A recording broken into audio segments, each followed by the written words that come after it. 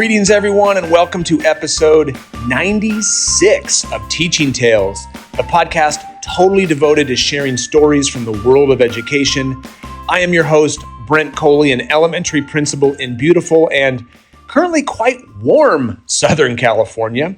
And this is the part of the broadcast where typically I would introduce the guest that I'm having on for the episode. But as I've done a handful of times, it's just me today. I'm going to be flying solo. I am recording this mid-June of the year 2021, and we have just finished what I think anyone listening, you will agree, has been one of the most, if not the most challenging years in the history of education. For the last 15 months, due to the COVID-19 pandemic, we've had school closures. We've had to go through virtual instruction and then a return to a hybrid model for so many of our schools. And needless to say, it has been a challenge. And as I've finished the school year, I've been reflecting back on everything that's happened and what we've learned over the past 15 months or so. Something that I have heard a whole lot of is the phrase, boy, I can't wait next year. I can't wait to get back to normal. Get back to normal. And I think if we're honest with ourselves, we're all looking forward to returning to a sense of normalcy. Maybe consistency might be a better word. And I think that's okay. Consistency is something that as humans we crave, we need. And it's going to be great to get back to some of those things next school year that we're used to. Things like having students on campus, something as simple as that, having real life in the flesh students on campus, regular bell schedules, in-person assemblies. I mean, I'm with you. If you can't wait to get back to some of those things that we're used to, I am with you. But the title of this episode is called Back to Better, and let me kind of explain what I mean by that. While yes, I'm looking forward to getting back to some of the things, some of that sense of normalcy, we're better than we used to be. Think about over the last 15 months, as you're listening to this, think about all you have learned. Think about the skills that you now have that you maybe didn't have 15 months ago. Think of like Zoom or Google Meet or Microsoft Teams. 15 months ago, the word Zoom, if somebody told you to Zoom, you'd be like, what are you, a 3 or 4 year old talking about the sound that a race car makes? Zoom, zoom. But now it's just standard. Pretty much everybody in education, you know what that is, and you know how to do it. You know how to video conference. Things like Canvas, learning management systems like Google Classroom or Canvas.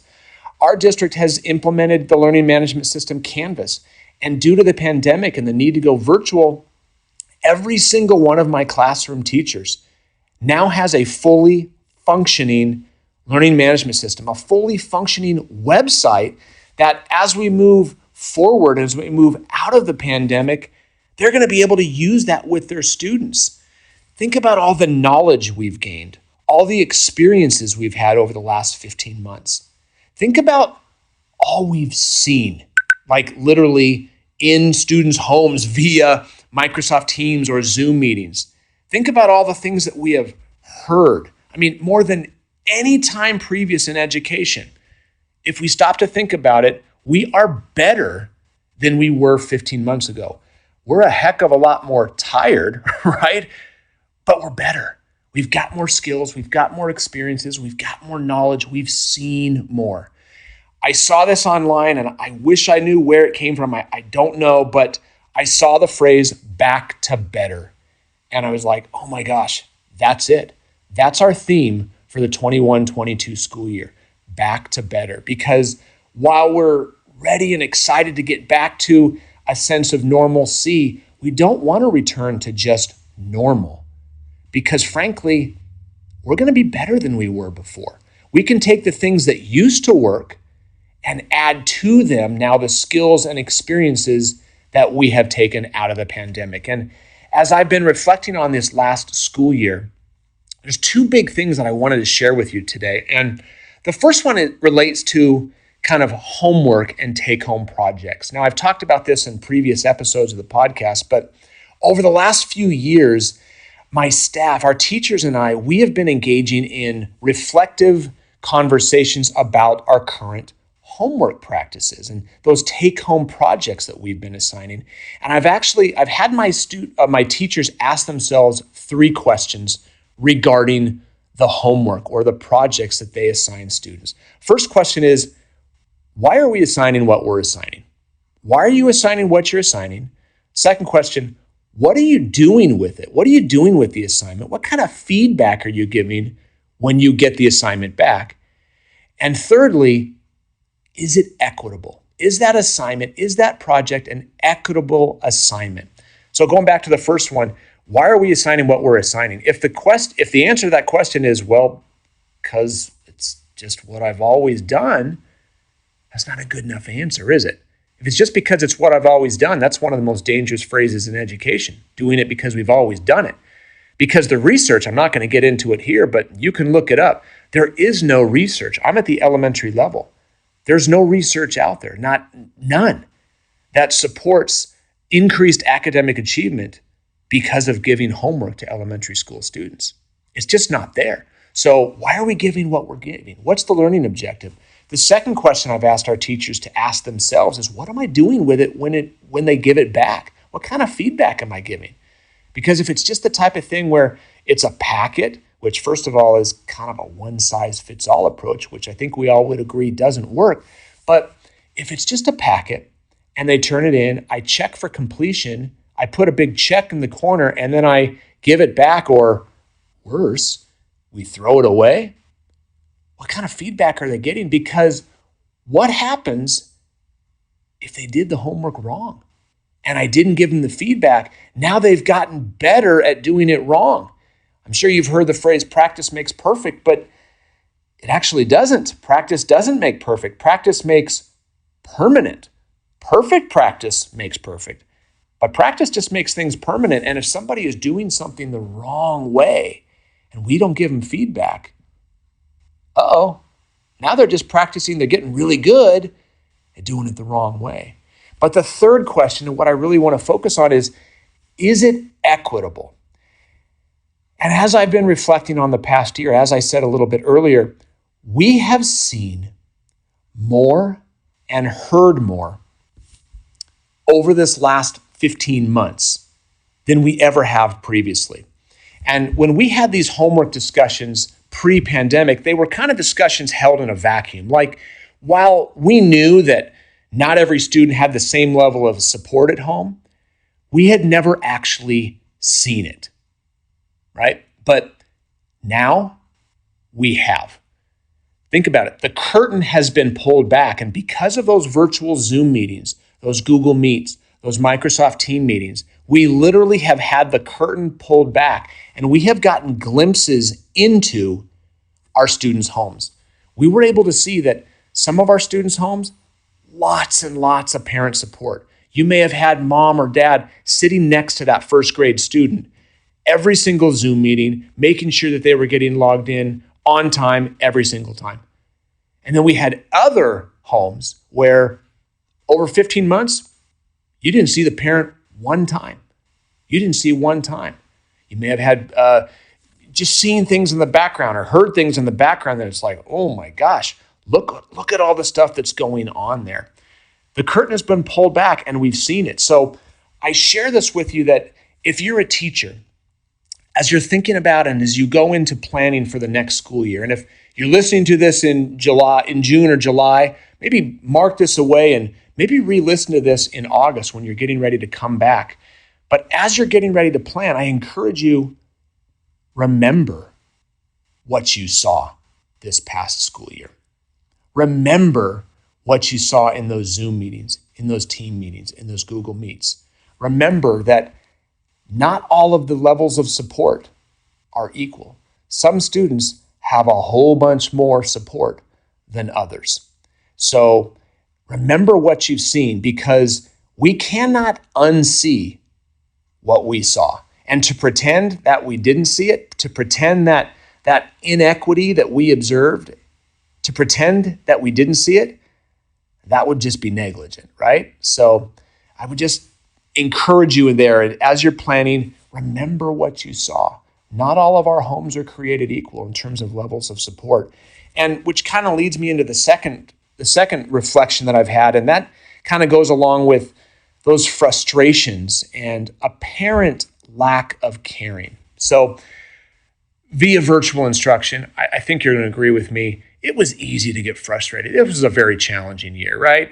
Very easy to get frustrated. It was easy to get frustrated when students didn't log into Zoom, when they didn't turn their cameras on, when they didn't complete their assignments on time, and when this happened multiple times. And it could have been easy to get frustrated when parents didn't return permission slips, or they didn't answer the phone calls, or they didn't respond to emails or the remind messages, or they didn't help their student log on to Zoom. Very easy to get frustrated. And I want to acknowledge that. It is frustrating when parents or students don't meet our expectations. They don't do what we would hope and expect them to do. But something that I've heard over the years, not just over the last 15 months, but I've really heard this over my entire career. And I'm going to be very transparent here. I've heard it from myself. I've been guilty of this myself. But it's the phrase, well, they just don't care.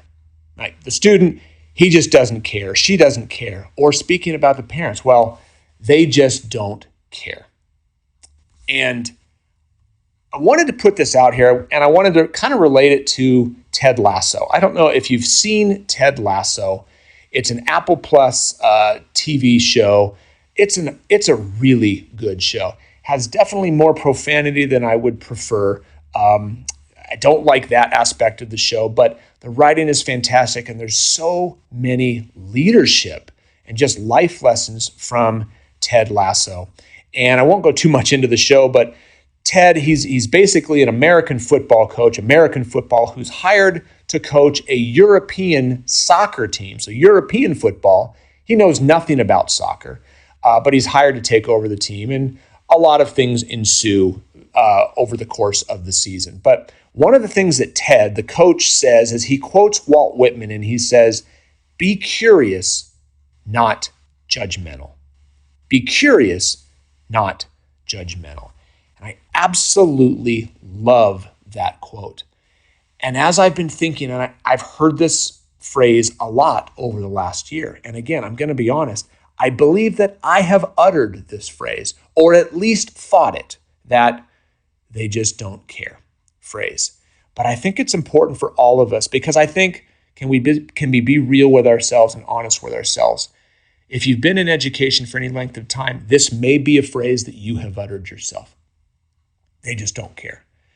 When we see something, when a student or a parent doesn't do something that we would expect, it would be easy to jump to the assumption, to the judgment that they just don't care. But when we say this, when they say they don't care based on what they've done, I have to ask the question, is that fair for us to do? And let me give you an example. I'm an elementary school principal, and the teachers, and if you're a teacher listening, you know you have so many things that are required of you outside of teaching. All of the administrative, bureaucratic paperwork that you have to do. Things like maybe you have lesson plans to turn in. I don't know. Lesson plans, report cards, progress reports. In my district, our teachers, there's instructional minutes for PE, kind of some documentation for that they have to fill out every week. Over this last virtual year, there was every week they had to fill out virtual kind of attendance summaries, kind of based on how much student engagement they were having. And all of those things, report card, progress reports, all of those documents, there's due dates for all of that. And just putting it out there, letting you know that for our teachers, they don't all come in on time. Whether it's report cards, progress reports, the attendance forms, the PE instructional minute forms, there's due dates for all those, and I don't always get those on time. And sometimes I frequently don't get them on time. And there may even be frequent flyers, people who consistently don't get it in on time. Now, what if, I'm going to ask the question, if I were to just, because I'll be honest, is it frustrating when I don't get things on time? It can be frustrating because I've got deadlines that I've got to meet for my district level, so it can be frustrating. But if I were to say to a teacher, oh man, you just don't care because you're not getting this in on time. You know the deadlines. I've reminded you of the deadlines. You knew it was due at this time and you didn't get it in on time. You just don't care about this. You don't care about me and you just don't care.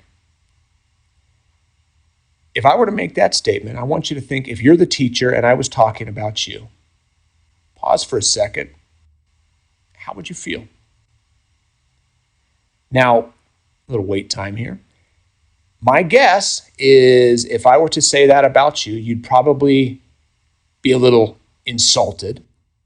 You might feel hurt. And I'm going to go out on a limb and say you'd probably be a little bitter, maybe even a little angry, because you'd probably be thinking of all the 676 other things that are on your plate that I have given you to do, all those other things vying for your attention. Like, well, Brent, I didn't do it, but I have all these other things vying for my attention, all these other things that I had to do. And it doesn't mean that I don't care. It just means I had other things on my plate, other things that were vying for my attention. Now let's take that exact mindset and apply it to our parents or our students. Over the course of the last 15 months, we have seen parents who, they didn't sign up for it, but they had the unenviable task of not only keeping their own jobs, but also helping school their students at home in terms of logging them into Zoom classes. I mean, the stuff that parents had to deal with over the last 15 months, incredible. If a student didn't log into Zoom, or a student didn't turn in assignments, and maybe frequently, I'm going to come back to the quote from Walt Whitman that uttered by Ted Lasso, be curious, not judgmental. If a student or a parent is not meeting our expectations, they're not doing what we think they should be doing, rather than jumping to the conclusion and saying, well, they just don't care. Instead, I would encourage you, and I'm preaching to myself on this because I have been guilty of this. Instead of judging and saying, wow, they just don't care. Instead, shouldn't we be curious? Because when we're curious, that's when we learn. Learning never takes place when we're judging. Learning takes place when we're curious. So, because think about all that we have learned over the past year. Think of all that we have seen. Students not getting their assignments in on time. Well, you saw what's going on at home.